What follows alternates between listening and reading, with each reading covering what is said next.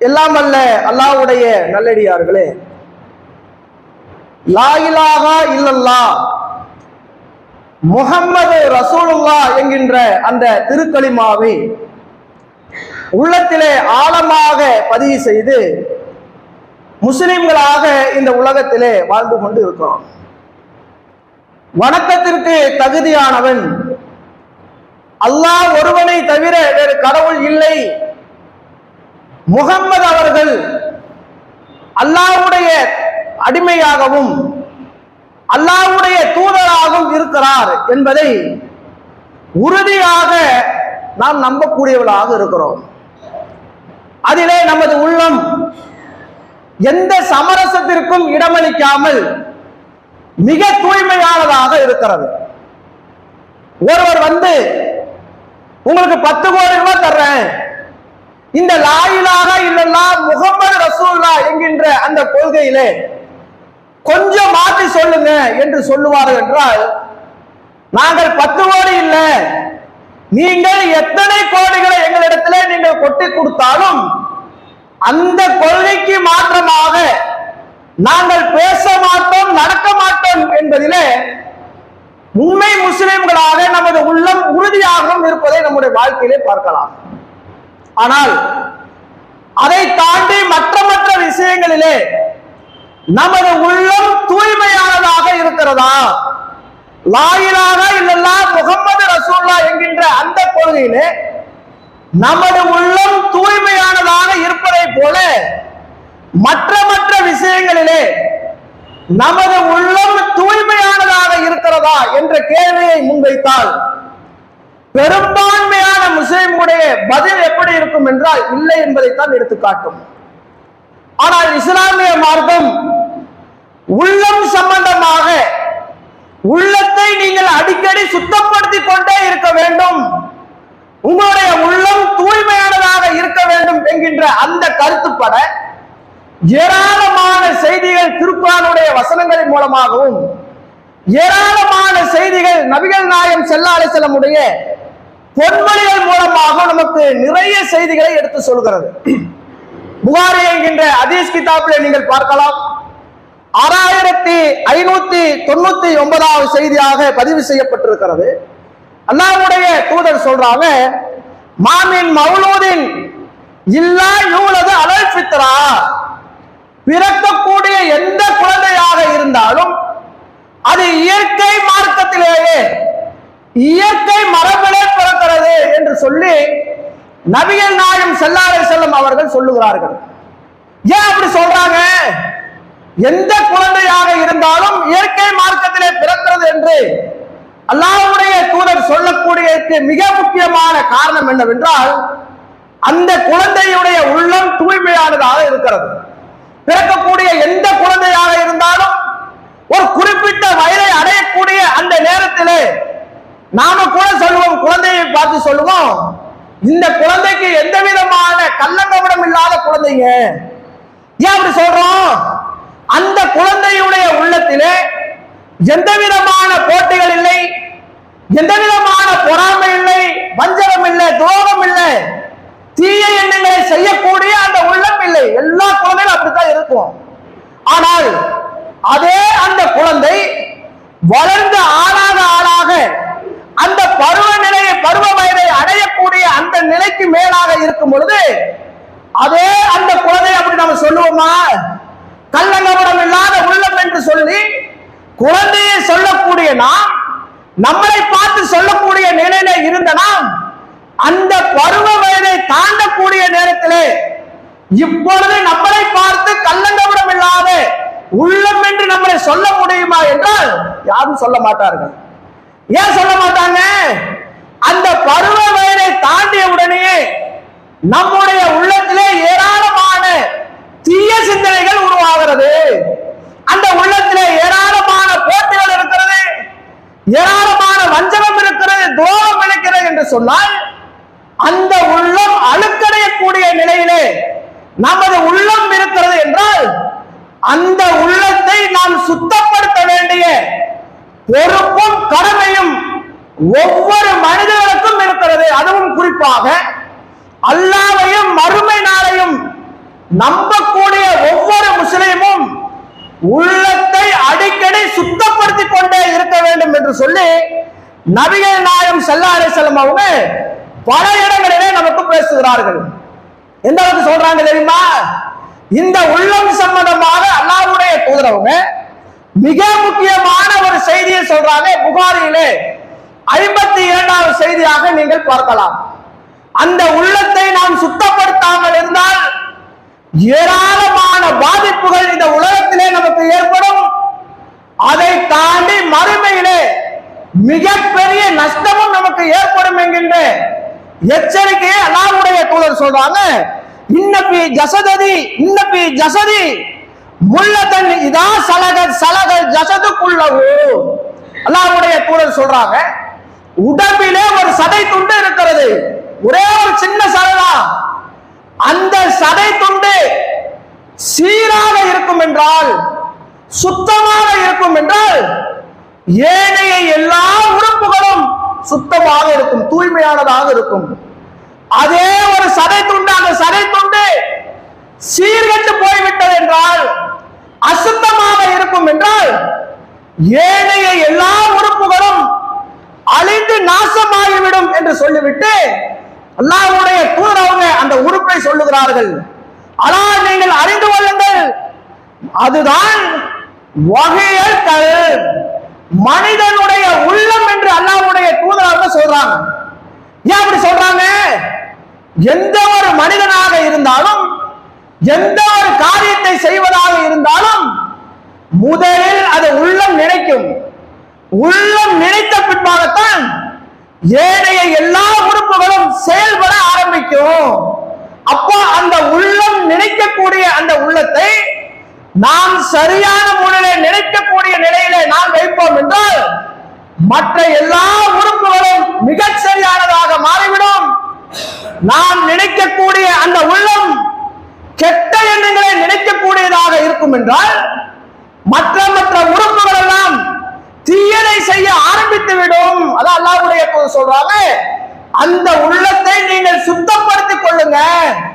அந்த உள்ளம் சுத்தமாக இல்லை என்றால் எல்லா உறுப்புகளும் நாசமாகிவிடும் என்று சொல்லி நபிகள் நாயகம் ஸல்லல்லாஹு அலைஹி வஸல்லம் அவங்க உள்ளத்தை குறித்து மிக அழகான செய்தியாக சொல்லுகிறார்கள்.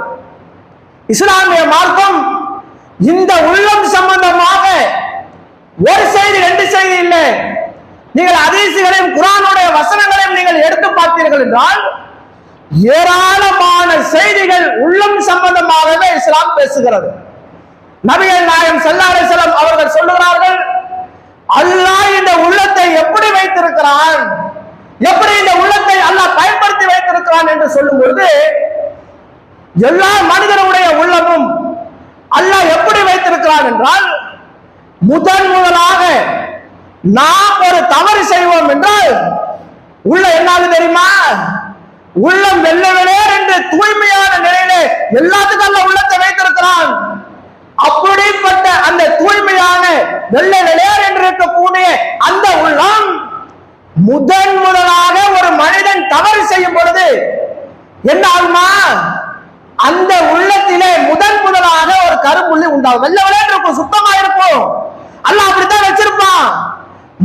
முதலாக ஒரு தவறு செய்யும் பொழுது கருப்பு புள்ளி உண்டாகும். முதலாக அந்த கருப்பு புள்ளி உருவாருக்கு முன்பாக அல்லாஹ் எப்படி வச்சிருக்கிறான் தெரியுமா?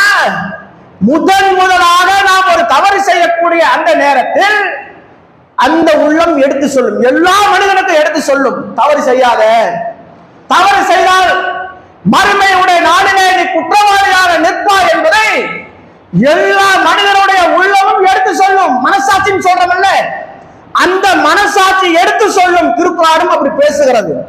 திருக்குர்ஆன் சொல்லுகிறது 75வது அத்தியாயம் முதல் வசனம், 2வது வசனம் என்ன சொல்லுது? லா உக்ஸிமு பி யௌமில் கியாமா. திருக்குர்ஆன் பேசுகிறது, நாளை மறுமை நாளுடைய அந்த தீர்ப்பு நாள் மீது சத்தியமாக என்று சொல்லிவிட்டு அடுத்த வசனத்திலே அல்லாஹ் சொல்லுகிறான், வலா உக்ஸிமு பி நஃப்ஸில் லவ்வாமா, குத்தி காட்டும் உள்ளத்தின் மீது சத்தியமாக என்று சொல்லி உள்ளத்தை பற்றி அல்லாஹ் பேசும் பொழுது உள்ளத்தின் மீது அல்லாஹ் சத்தியம் செய்யும் பொழுது எப்படி சொல்றான்? குத்தி காட்டும் உள்ளத்தின் மீது சத்தியமாக. நாம் எந்த ஒரு சவரை செய்யும் பொழுதும் அந்த உள்ளம் எடுத்து சொல்லும், குத்தி காட்டும், மனசாட்சி எடுத்து பேசும். இது செய்யாத, இது செஞ்ச தவறு என்பதை எல்லா உள்ளமும் எடுத்து சொல்லும். அதை தாண்டி நாம் தவறு செய்வோம் என்றால் முதலாக அந்த உள்ளத்திலே ஒரு கரும்புள்ளி உண்டாகும். கரும்புள்ளி உண்டாயிருச்சா? சரி, தவறு செஞ்சிட்டோமா? அல்லாஹ்விடத்திலே பாவ மன்னிப்பு கேட்டு நாம் திருந்தி அந்த தவறிலிருந்து வெளியே வருவோம் என்றால் அந்த கருப்பு புள்ளி நீங்கிவிடும். மாறாக மீண்டும் நாம் தவறு செய்வோம் என்றால் அதற்கு பக்கத்திலே இன்னொரு கரும்புள்ளி உண்டாகும். மீண்டும் தவறு செய்வோம் என்றால் மீண்டும் கரும்புள்ளி உண்டாகும். தொடர்ச்சியாக மனிதன் தவறு செய்து கொண்டே இருப்பான் என்றால் அந்த கரும்புள்ளி முழுமையாக மூடி அந்த உள்ளத்தை இருட்டறையக்கூடிய நிலையிலே வைத்துவிடும் என்று சொல்லி நபிகள் நாயகம் ஸல்லல்லாஹு அலைஹி வஸல்லம் அவர்கள் சொல்லுகிறார்கள். அப்படி முழுமையாக கருப்படைந்து விட்டால் என்ன மாதிரி மாறும் தெரியுமா? தவறை தவறாகவே பார்க்கக்கூடிய நிலை உருவாகாது. உள்ள இறையிலும் உள்ளம் இருக்கப்பட்டால் உள்ளம் முழுவதும் கருமையிலே மூடப்பட்டு விட்டது என்றால் மனிதனுடைய நிலைப்பாடு எப்படி போகும் என்பதை அல்லாஹ்வுடைய தூதர் சொல்றாங்க. தவறை தவறாகவே பார்க்க முடியாத, பார்க்கக்கூடாத நிலையில அந்த மனிதன் தள்ளிவிடப்படுவான். உலகத்தை நீங்கள் எடுத்து பாருங்க. குடிப்பது தவறா இல்லையா? மது குடிப்பது தவறா இல்லையா? கேட்டு பாருங்க. எல்லா மனிதரும் சொல்லுவார்கள் குடிப்பது தவறுதா. ஆனால் குடியாண்ட போய் கேட்டு பாருங்க, ஏங்க குடிக்கிறீங்க என்று கேட்டால் அதற்கு பல வியாக்கியானம் பேசுவார்கள். ஏன் அப்படி பேச வைக்கிறது? ஏன் பேசுறாங்க? அது அவருடைய உள்ளம் முழுமையாக கருமை அடைந்து விட்டது, இறுகி போயிருச்சு. அல்லாஹ் அவருடைய உள்ளத்தை இறுக்கமாக மாற்றி விட்டான் என்று சொல்லி நபிகள் நாயகம் ஸல்லல்லாஹு அலைஹி வஸல்லம் அவர்கள் சொல்லக்கூடிய செய்தியை நாம் பார்க்கிறோம். அப்ப மனிதன் என்பவன் தவறுக்கு அப்பாற்பட்டவன் கிடையாது. எல்லா மனிதராக ஆதமுடைய சந்ததிகள் யாராக இருந்தாலும் தவறுக்கு அப்பாற்பட்டவன் கிடையாது. அப்படி நாம் தவறு செய்வோம் என்றால் உடனடியாக ஒரு மூமினுடைய நிலைப்பாடு எப்படி இருக்க வேண்டும் என்றால் அந்த தவறிலிருந்து அல்லாஹ்விடத்திலே பாவ மன்னிப்பு கேட்டு நாம் விலகக்கூடியவர்களாக நாம் இருக்க வேண்டும் என்பதை நபிகள் நாயகம் ஸல்லல்லாஹு அலைஹி வஸல்லம் அவர்கள் சொல்லக்கூடிய செய்தியை பார்க்கிறோம். உலகத்திலே ஒவ்வொரு மனிதனும் எப்படி இருக்கிறோம், எந்த மாதிரியான நிலையை எதிர்பார்க்கிறோம்? எந்த மனிதனாக இருந்தாலும் சுத்தமாக இருக்க வேண்டும் என்று எல்லா மனிதனும் விரும்புகிறோம். நாம் போடக்கூடிய ஆடை அழுக்காக அப்படி போடுவோமா? உடனடியாக அதை துவைத்து சுத்தம் செய்ய வேண்டும் என்று விரும்புகிறோம். அது மாதிரி நாம் பயன்படுத்தக்கூடிய எந்த பொருளாக இருந்தாலும் அது சுத்தமாக இருக்க வேண்டும் என்று ஆசைப்படுகிறோம். ஏன் ஆசைப்படுறோம்? சுத்தமாக இருக்க வேண்டும் என்று விரும்ப வேண்டும், மாற்று கருத்து இல்லை. ஏன் சுத்தப்படுத்த வேண்டும் என்று விரும்புகிறோம்? சுத்தமாக இல்லை என்றால், அது அசுத்தமாக இருந்தது என்றால் நமக்கு ஏராளமான பாதிப்புகள் உண்டாகும். விளங்குறமா இல்லையா? அப்ப உலகத்திலே நாம் பயன்படுத்தக்கூடிய எந்த பொருளாக இருந்தாலும் அதை சுத்தப்படுத்த வேண்டும், சுத்தமாக இருக்க வேண்டும் என்று விரும்பக்கூடிய நாம் உலகத்திலே பயன்படுத்தக்கூடிய பொருளை சுத்தமாக இருக்க வேண்டும் என்று நினைக்கிறோமே, அதிலே மிக முக்கியமாக நாம் சுத்தப்படுத்த வேண்டிய உறுப்பு எதுவென்றால் நமது உள்ளம்தான். அந்த உள்ளத்தை தான் முதலிலே நாம் சுத்தப்படுத்த வேண்டும் என்று சொல்லி இஸ்லாமிய மார்க்கம் மிக அழகாக பல இடங்களிலே எச்சரிக்கை செய்வதை நாம் பார்க்கிறோம். ஏன் சுத்தப்படுத்த வேண்டும்? நமது உள்ளம் சுத்தமாக இல்லை என்றால் மறுமை நாள் மிகப்பெரிய கேள்விக்குறியாக மாறிவிடும் என்கின்ற எச்சரிக்கையும் திருமறை குர்ஆன் பேசுகிறது. ஒவ்வொரு முஸ்லிமுடைய இலக்கு எது? எந்த முஸ்லிமாக இருந்தாலும் மறுமையிலே நாம் வெற்றி பெற வேண்டும் என்று நினைக்கிறோம். எல்லா முஸ்லிம் அப்படித்தான் நினைக்கிறோம். அப்போ அந்த மறுமையிலே நாம் வெற்றி பெற வேண்டும் என்றால் இஸ்லாமிய மார்க்கம் பல வழிமுறைகளை சொல்லுகிறது. அதிலே மிக முக்கியமாக சொல்லுகிறது பல அபரகமன் சக்காகா திருக்குர்ஆன் பேசுகிறது. யார் உள்ளத்தை சுத்தப்படுத்துகிறார்களோ, யார் உள்ளத்தை தூய்மையானதாக வைத்துக் கொள்கிறார்களோ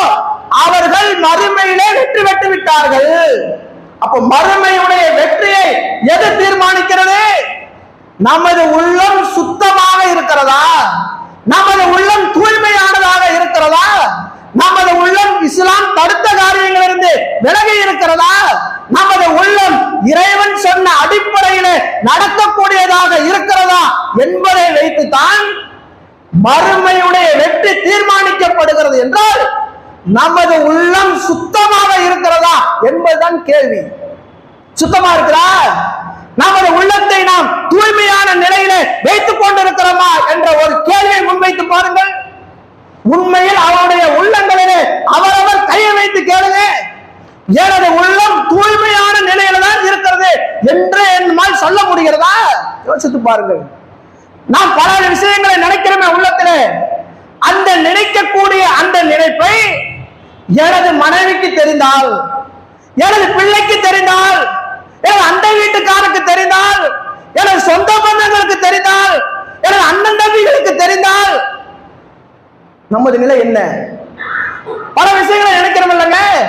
அப்படி நினைக்கக்கூடிய அத்தனை விஷயங்களையும் மனிதனுடைய நன்மைக்காக இறைவன் மறைத்து வைத்திருக்கிறான்.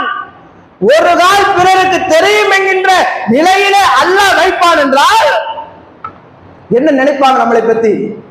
நமது மனைவியுடைய நினைப்பு எப்படி இருக்கும்? நமது பிள்ளை நம்மளை நல்லபடியாக நினைப்பார்களா?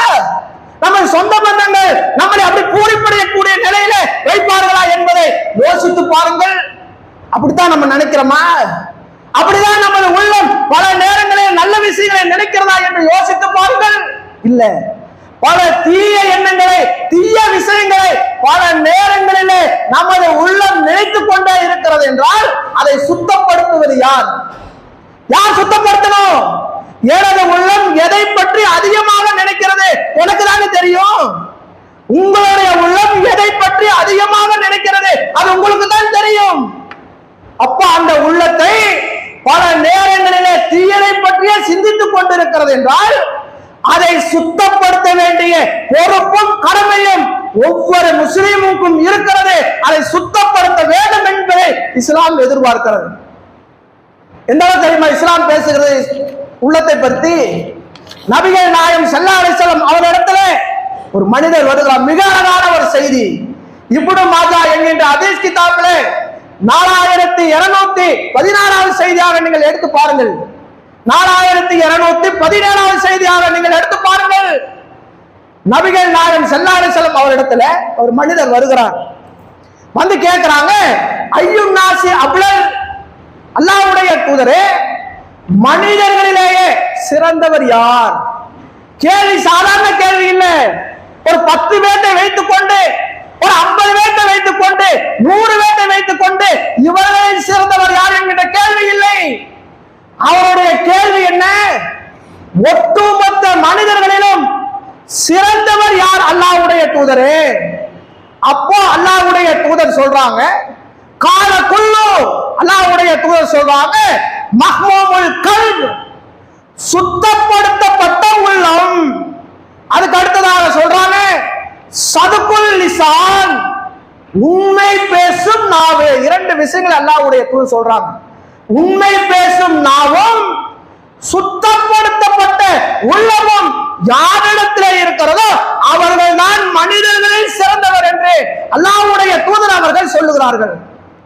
கேள்வி கேட்ட அந்த மனிதர் சொல்றார், காலு, அல்லாஹ்வுடைய தூதரே, சதுக்குல் லிசான் நக்ரிபு, அல்லாஹ்வுடைய தூதரே உண்மை பேசும் நாவு என்பது எங்களுக்கு விளங்குது.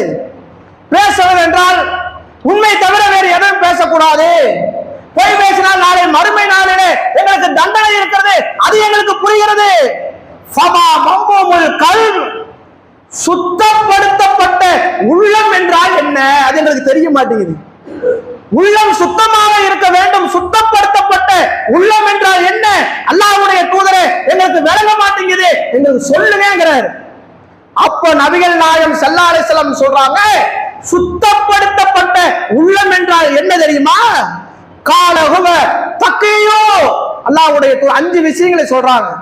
ஹுவ தக்கியோ, இரண்டாவது சொல்றாங்க நக்கியோ, வா இஸ்ம ஃபீஹி வலா பகிய வலா ஹில்ல வலா ஹஸத. என்ன அல்லாஹ்வுடைய தூதர் சொல்றாங்க தெரியுமா? கால தக்கியோ, அந்த சுத்தப்படுத்தப்பட்ட உள்ளம் என்று சொன்னால் அந்த உள்ளம் எப்படி இருக்கும் தெரியுமா? இறையச்சம் அதிகமாக இருக்கக்கூடிய உள்ளமாக அந்த உள்ளம் இருக்கும்.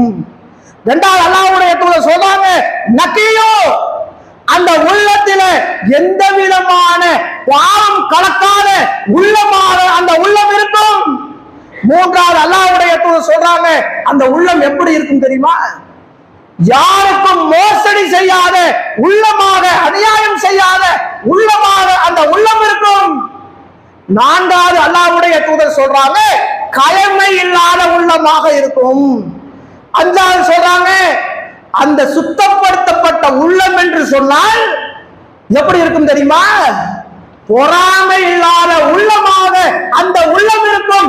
யாருக்கு இந்த 5 பண்புகள் இருக்கக்கூடிய உள்ளமாக இருக்கிறதோ அவர்கள் தான் மனிதர்களில் சிறந்தவர் என்று அல்லாஹ்வுடைய தூதர் அவர்கள் சொல்லுகிறார்கள் என்றால் இந்த 5 பண்புகள் கொண்ட உள்ளமாக நமது உள்ளம் இருக்கிறதா யோசித்து பாருங்கள். அப்படிதான் உள்ளத்தை வச்சிருக்கிறோமா? அல்லாஹ்வுடைய தூதர் சொன்னாங்களே, தக்கியோ, இறையச்சம் உடைய உள்ளமாக அந்த உள்ளம் இருக்கும் என்று சொன்னார்களே, இறையச்சம் உள்ளத்திலே ஆழமாக இருக்கிறதா யோசித்து பாருங்கள். இறைவனை பற்றி உண்டான பயம் நமது உள்ளத்திலே ஆழமாக இருக்கிற இறையச்சம் இருக்கிறது, மாற்று கருத்து இல்லை. ஆனால் இறையச்சம் அதிகமாக இருக்கக்கூடிய உள்ளமாக இருக்கிறதா யோசித்து பாருங்கள். அப்படிதான் வச்சிருக்கிறோமா? இறையச்சம் அதிகமாக இருக்குதா இல்லை என்பதுதான் மிக தெளிவான செயல்பாடாக பெரும்பான்மையான முஸ்லிம்கள் இருக்கிறார்கள். எப்படி சொல்றோம்? அதற்கு இந்த ஜும்மாவுடைய இங்க அமர்ந்திருப்பவர்கள் மிக அழகான சாட்சி. எப்படி சாட்சி? இதற்கு முன்பாக ஃபஜ்ருடைய நேர தொழுகை இருந்தது, அதிலே நாம் கலந்தோமா? இருந்தமாங்க. இதே மௌலவாசியான நீங்க, இந்த ஜும்மாவில இருக்கக்கூடிய நீங்கள் இதற்கு முன்பாக சுபமுடைய நேரத்திலே எத்தனை பேர் இந்த பள்ளிவாசல இருந்தீர்கள்? பார்க்க முடியறது இல்லையே. ஒரு சப்பு 2 சப்பு, அதுவே ஆச்சரியம். ஏன் வரதில்லை? நம்முடைய உள்ளத்திலே இறைவனை பற்றி உண்டான அச்சம் மிக ஆழமாக இருந்திருக்கும் என்றால் ஃபஜ்ருடைய நேர தொழுகையிலே ஓடி வந்திருக்குமே. அப்ப இறைவனை பற்றி உண்டான அச்சம் மிக குறைவாக இருக்கிறது என்றால் நாம் மனிதர்களில் சிறந்தவர் இல்லை. இரண்டாவது சொன்னாங்க அல்லாஹ்வுடைய தூதர், பாவம் செய்யாத நமது உள்ளமாக, நக்கியோ, பாவம் செய்யாத உள்ளமாக, பாவத்தை பற்றி சிந்திக்காத உள்ளமாக அந்த உள்ளம் இருக்கும் என்று சொன்னார்களே, நமது உள்ளம் அப்படி இருக்குதா? பாவத்தை பற்றி நினைக்கிறதே இல்லையா உள்ளம்? ஏராளமான நேரங்களிலே நன்மையை விட தீமையைத்தான் நமது உள்ளம் அதிகமாக நினைத்துக் கொண்டே இருக்கிறது என்றால் நாம் மனிதர்களில் சிறந்தவர் இல்லை. மூன்றாவது அல்லாஹ்வுடைய தூதர் சொன்னாங்களே, மோசடி செய்யாத, யாருக்கும் அநியாயம் செய்யாத உள்ளமாக அந்த உள்ளம் இருக்கும் என்று சொன்னார்களே, அந்த நிலையில் நமது உள்ளம் இருக்கிறதா யோசித்து பாருங்கள். கயமைத்தனம் இல்லாத உள்ளம், இரட்டை வேஷம் போடாத உள்ளம் என்று சொன்னார்கள், அப்படி நாம் இருக்கிறோமா? பொறாமைப்படாத உள்ளம் என்று சொன்னார்களே, அந்த பட்டியலே நமது உள்ளம் இருக்குமா? பெரும்பான்மையான மனிதனுடைய உள்ளம் பொறாமையினால் உள்ளத்திலே ஆழமாக பதிந்திருக்கிறது. மறுக்கவே முடியாது. மறுக்க முடியுமா? பொறாமையுடைய அந்த சிந்தனை நம்முடைய உள்ளத்துல இல்லையா? குடும்பத்துல இருக்காங்க பொறாமை, அண்டை வீட்டாரத்துல இருக்கிற பொறாமை இல்லையா? மறுக்க முடியுமா? அண்டை வீட்டுக்காரர் ஏதாவது ஒரு பொருளை வாங்கக்கூடாதா? வாங்கிய உடனே நமக்கு தாங்க மாட்டேங்குது. அதை மட்டும் எப்படி வாங்கலாம், நம்மளும் வாங்கணும் என்கின்ற அந்த பொறாமை சிந்தனை உள்ளத்திலே ஆழமாக இருக்கிறது பெரும்பான்மையான மனிதனிடத்துல. ஒருவர் கடை வச்சிடக்கூடாது, ஒருவர் வீடு கட்டிடக்கூடாது. எப்படா வீடு கட்டினவன், எப்படா கடை வச்சவன்? நம்ம கூட சுத்திட்டு இருந்தா எப்படி கடை வைக்கிறான்? ஒரு கடை 2 கடையாக மாறுகிறது அவனுடைய உழைப்பின் மூலமாக. உடனே இங்க தவிக்கிறான், துடிக்கிறான். என்ன மாதிரியான சிந்தனை? எப்படி 2 கடை வைக்க முடிந்தது? நம்ம கூட ஒரு காலகட்டத்தில் இருந்தாரு, இப்பொழுது ஒரு கடை வச்சு 2 கடை மாறுது என்கின்ற அந்த பொறாமை என்கின்ற அந்த சிந்தனை பெரும்பான்மையான மனிதனுடைய உள்ளத்திலே ஆழமாக இருந்திருக்கிறது என்றால், இருக்கும் என்றால் நாம் மனிதர்களில் சிறந்தவர் இல்லை. பொறாமை என்பது எவ்வளவு பெரிய விபரீதத்தை ஏற்படுத்தும் தெரியுமா? பொறாமை சாதாரண பண்பு இல்லை. திருக்குறளை நீங்கள் புரட்டி பாருங்க. இந்த பொறாமை என்கின்ற அந்த குணம் எந்த மாதிரியான நிலைக்கெல்லாம் கொண்டு சென்றிருக்கிறது தெரியுமா? திருக்குறளுடைய வரலாறுகளை நீங்கள் படித்து பாருங்கள். ஆதம் அலைஹிஸ்ஸலாமுடைய வரலாறுகளை எடுத்து பாருங்கள். அல்லாஹ் ஆதம் அலைஹிஸ்ஸலாமை படைக்கிறான், மலக்குமார்களை சஜ்தா செய்ய சொல்லுகிறான். எல்லாம் சஜ்தா செய்யறாங்க, இப்லீஸை தவிர. இப்லீஸ் மறுக்கிறான், செய்ய மாட்டேனா. அல்லாஹ் கேட்கிறான், இப்லீஸே ஏன் ஆதமுக்கு நீ சஜ்தா செய்ய மறுக்கிறாய்? அவ்வளவு பெரிய ஆயிட்டே நீ, ஏன் நீ செய்ய மாட்டேங்கிற? இப்லீஸ் சொன்ன வார்த்தை என்ன தெரியுமா? நானோ நெருப்பினால் படைக்கப்பட்டிருக்கிறேன், ஆதமோ களிமண்ணால் படைக்கப்பட்டிருக்கிறார். என்னோட பெரியார் அவரே, நெருப்பு என்பது உயர்ந்த இடம், களிமண் என்பது சாதாரண ஒரு படைப்பு. அதுக்கு போய் நான் சஜ்தா செய்யணுமா? நான் சஜ்தா செய்ய மாட்டேன் என்று இப்லீஸ் சொன்னான். அதற்கு பின்பான ஏராளமான பேச்சுவார்த்தை அல்லாஹ்வுக்கும் இப்லீஸுக்கும். சபிக்கப்பட்டவனாக இப்லீஸ் மாறுகிறான். இப்லீஸ் அவகாசம் கேட்கிறான் அல்லாஹ்விடத்தில். மறுமை நாள் வரைக்கும் அல்லாஹ் அவகாசம் கொடுக்கிறான். என்ன சொன்னான் தெரியுமா? மனித குலம் பெரும்பான்மையான மனிதர்களை நான் நரகத்தின் பால் இழுத்து செல்வேன். முன்னும் பின்னும் வலது இடமும் நான் மனிதர்களுக்கு பக்கத்திலே போய் உள்ளத்திலே கெட்ட எண்ணத்தை ஏற்படுத்தி நரகத்தில் பெரும்பான்மையான மனிதர்களை நான் நரகத்தின் பால் இழுத்து செல்வேன் என்று இப்படி சொன்னான அடிப்படையான காரணம் என்ன தெரியுமா? ஆதம் அலைஹிஸ்ஸலாம் அவர் மீது ஏற்பட்ட அந்த பொறாமை. அதான் காரணம், முக்கியமான காரணம். தற்பெருமை ஆணவம் அதுதானே. ஆதம் அலைஹிஸ்ஸலாம் அவர் மீது ஏற்பட்ட அந்த பொறாமை, களிமண்ணினால் படைக்கப்பட்ட இவருக்கு போய் நான் சஜ்தா செய்யணுமா, எனக்கு தாழ்ந்த நிலையில் இருப்பதற்கு நான் சஜ்தா செய்ய வேண்டுமா என்கின்ற அந்த பொறாமை ஆதம் அலைஹிஸ்ஸலாமுடைய சந்ததிகள் முழுவதும் மீதும் இப்லீஸுக்கு ஏற்பட்டது. கியாமத் நாள் வரைக்கும் எல்லா மனிதனுடைய உள்ளத்திலும் கெட்ட எண்ணத்தை ஏற்படுத்துவதற்கு அந்த பொறாமை காரணமாக இருந்தது என்றால், அந்த பொறாமை நம்முடைய உள்ளத்திலே வந்து விடக்கூடாது. மிக தீய பண்பது. நபிகள் நாயகம் ஸல்லல்லாஹு அலைஹி வஸல்லம் சொல்றாங்க, வலா தஃபாகரு வலா தகாசரு வலா ததாபரு. நீங்கள் ஒருவருக்கொருவர் கோபம் கொள்ளாதீர்கள், ஒருவருக்கொருவர் பொறாமை கொள்ளாதீர்கள், ஒருவருக்கொருவர் பிணங்கிக் கொள்ளாதீர்கள். நபிகள் நாயகம் ஸல்லல்லாஹு அலைஹி வஸல்லம் சொல்லும் பொழுது, நீங்க பொறாமைப்படாதீங்கப்பா. ஏன் பொறாமைப்படக்கூடாது? அந்த பொறாமை உங்களுடைய உள்ளத்திலே கெட்ட எண்ணத்தை ஏற்படுத்தும். அந்த தீய எண்ணம் மறுமையுடைய வாழ்க்கையை உங்களுக்கு மிகப்பெரிய நஷ்டத்தை அது ஏற்படுத்தும் என்கின்ற அடிப்படையில அல்லாஹ்வுடைய தூதர் சொல்றாங்க, பொறாமைப்படாதுன்னு சொல்றாங்க. நம்முடைய உள்ளத்துல பொறாமை இல்லையா? உங்களுடைய வளர்ச்சி பார்த்து பொறாமை இல்லையா? அடுத்தவருடைய முன்னேற்றத்தை பார்த்து பொறாமை இல்லையா? இருக்கிறதே மறுக்க முடியாது. இன்னும் ஏராளமான செய்திகள் பொறாமை கொடுத்து நீங்க பார்க்கலாம் குர்ஆனிலே. அதே ஆதம் அலைஹிஸ்ஸலாமுடைய வரலாறு, 2 மகன்களுடைய வரலாறுகளை நீங்கள் எடுத்து பாருங்கள். யூசுப் அலைஹிஸ்ஸலாமுடைய வரலாறை நீங்கள் எடுத்து பாருங்க. யூசுப் அலைஹிஸ்ஸலாம் அவருடைய தந்தை யாக்கூப் அலைஹிஸ்ஸலாம் அவர்கள் யூசுப் அலைஹிஸ்ஸலாம் மீது கொஞ்சம் அதிகமாக பாசம் காட்டுறாங்க. அதனால் ஏற்பட்ட விளைவு என்ன? கூட இருந்த சகோதரர்கள் யூசுப் அலைஹிஸ்ஸலாம் மீது பொறாமைப்படுறாங்க.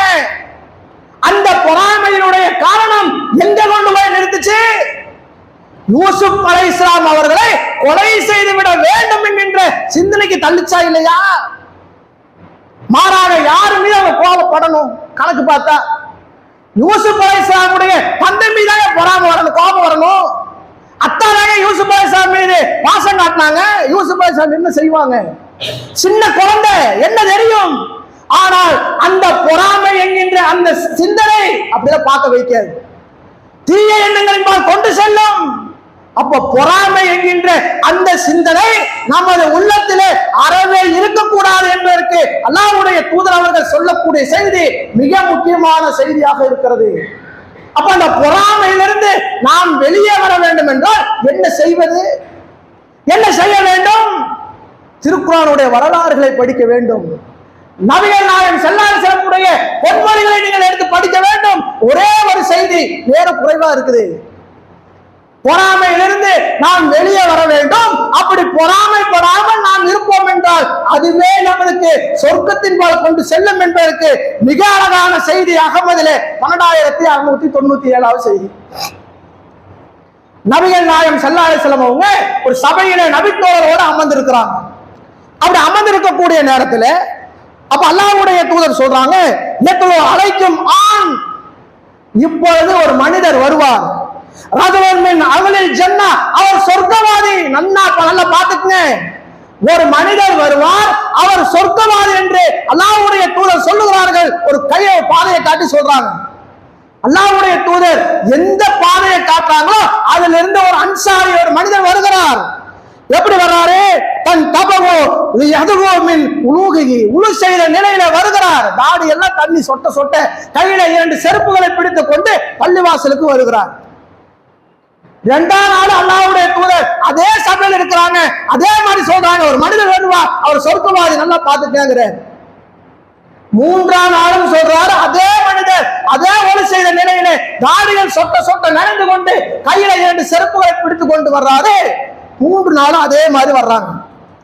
அப்போ ஒரு நபித்தோழர் என்ன பண்றாங்கன்னா, அப்துல்லா அம்ர் பின் ஆஸ் என்று சொல்லக்கூடிய நபித்தோழர் அல்லாஹ்வுடைய தூதர் சொர்க்கவாதின்னு சொல்றாரு. அப்ப இவர்கிட்ட இருக்கக்கூடிய பிரத்யேக அமல் என்ன என்பதை நாம் பார்க்க வேண்டும் என்பதற்காக அந்த நபித்தோழருடைய வீட்டுக்கு போறாங்க. போய், என் வீட்டுல எங்க அத்தா நான் கோச்சிட்டு வந்துட்டேன், 3 நாள் உங்க வீட்டிலே நான் தங்கலாமா என்று அனுமதி கேட்கிறாரு. அந்த அன்சாரி என்ன பண்றாங்க, தாராளமா தங்கிக்கிறாரு. 3 நாளும் பார்க்கிறாரு. 3 நாளும் பிரத்யேகமாக எந்த அமலும் அவர் செய்யறதில்லை. இவர் செய்யற மாதிரியே அவரு செய்யறாரு. இவர தொழுகை இருக்கிறது, உபரியான தொழுகை இருக்கிறது, இரவு நேர தொழுகை தொழுகிற திக்கு செய்தான் இருக்குது. மேல பிரத்யேகமாக வேறு எந்த அமலும் இல்லை. 3 நாள் முடிகிறது. அப்போ அந்த அப்துல்லா பின் அம்ர் பின் ஆஸ் என்று சொல்லக்கூடிய நபித்தோழர் சொல்றாரு, அல்லாஹ்வுடைய தூதர் உங்க சொர்க்கவாதின்னு சொல்லிட்டாரு, உங்களிடத்துல என்ன இருக்கிறது என்பதை பார்க்கறதுக்கு தான் நான் உங்களுடைய வீட்டுக்கு வந்து அத்தாக்கெல்லாம் கோச்சிட்டு வரல என்று சொல்லுகிறார். அப்ப அந்த அன்சாரி சொல்றாரு, நீங்க பார்த்ததான என்னிடத்துல இருக்குது, வேற எதுவும் கூடுதலாக என்னிடத்துல இல்லை என்று சொல்லிவிட்டு சொல்றாரு. இந்த அன்சாரியும் போயிடுறாரு. அவரும் திரும்பி வீட்டுக்கு போறாரு. போறக்கூடிய அந்த அன்சாரி என்ன பண்றாருன்னா, அந்த நபித்தோழரை கூப்பிட்டு, என்னிடத்துல ஒரு 2 நற்காரியம் இருக்கிறது, ஒருவேளை அல்லாஹ்வுடைய தூதர் அவங்க அதுக்காக சொல்லி இருப்பாங்க என்று சொல்லிவிட்டு அந்த 2 காரியங்களை சொல்லுகிறார். ஒரு காரியத்தை சொல்றாங்க, லா அஜிது ஃபீ நஃப்ஸில் அலா அஹதின் மினல் முஸ்லிமின் ஹிஸ்ஸா, நான் என் வாழ்நாளிலே எந்த ஒரு முஸ்லிமுக்கும் கேடு நினைத்ததே கிடையாது என்று சொல்லுகிறார். 2வது காரியத்தை சொல்றாங்க, அல்லாஹ் என்ன பண்றான், யாருக்காவது எதையாவது வழங்குவான் என்று சொன்னால் அதை பார்த்து என்னுடைய வாழ்க்கையிலே நான் பொறாமைப்பட்டதே கிடையாது என்று சொல்லி 2 காரியங்களை அந்த அன்சாரி அந்த நபித்தோழத்தில் சொல்லும் பொழுது அந்த நபித்தோழர் சொல்லுகிறார், இதற்காகத்தான் அல்லாஹ்வுடைய தூதர் உங்களை சொர்க்கவாதி என்று சொல்லி இருப்பார், அது என்னிடத்தில் இல்லை, இனிமேல் இந்த நற்காரியத்தை நான் வளர்த்துக் கொள்வேன் என்று சொல்லி அந்த அன்சாரி இடத்திலே நபித்தோழர் சொல்லுகிறார் என்றால், அந்த அன்சாரியை சொர்க்கவாதி என்று அல்லாஹ்வுடைய தூதர் அடையாளப்படுத்துவதற்கு மிக முக்கியமான காரணமாக பொறாமை இல்லாத ஒரு காரியமாக இருந்திருக்கிறது என்றால், அதுவே அவரை சொர்க்கத்துக்குரியவராக உலகத்தில் வாழும் பொழுது அல்லாஹ்வுடைய திருத்தூதருடைய நாவின் மூலமாக சொல்லப்பட்டிருக்கிறது என்றால், அப்போ பொறாமைப்படாதவர்களாக நாம் இருப்போம் என்றால் நாமும் சொர்க்கவாதியாக மாறுவதற்கு அது ஒரு வாய்ப்பாக இருக்கும். நமது உள்ளங்களை அடிக்கடி சுத்தப்படுத்திக் கொண்டே இருக்க வேண்டும். அப்படிப்பட்ட நன்மக்களாக அல்லாஹ் ரப்பல் ஆலமீன் அனைவரையும் ஆற்றல் புரிவானாக. வாகிருதான அல்ஹம்துலில்லாஹி ரப்பில் ஆலமீன்.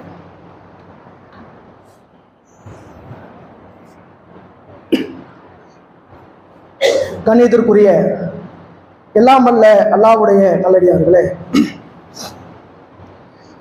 உள்ளங்களை அடிக்கடி நாம் சுத்தப்படுத்திக் கொண்டே இருக்க வேண்டும்.